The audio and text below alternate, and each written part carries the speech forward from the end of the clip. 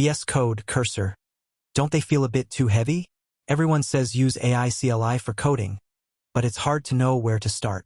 TermSnap is a Windows terminal where you can just install it and start using Claude, Codex, and Gemini right away. When you first launch it, it automatically downloads and installs expert-made AI skills. So even if you're not a pro, you can build code at a professional level. When you open the app, you'll see this screen.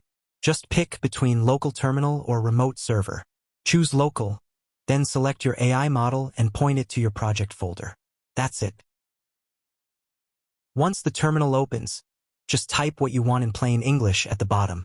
The AI will analyze your code and make changes directly. You can see everything happening in real time. If the AI needs permission for something, you can approve or deny it right there. Open the File Explorer on the left, and you can instantly see which files the AI changed. Click any file to preview its contents. Here's the really cool part. You can add a subtab and run a different AI on the same project at the same time. Build features with Codex, then ask Claude to review your code.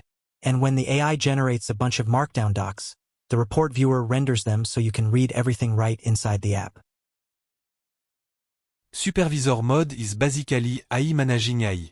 A PM AI creates the plan, gives step-by-step instructions to a worker AI, checks the results, and if something's wrong, sends it back. It runs on its own without you having to watch every step. Need a remote server?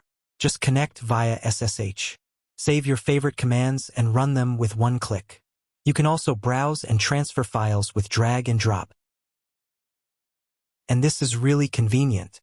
Leave TermSnap running at home, and you can access your PC from any web browser.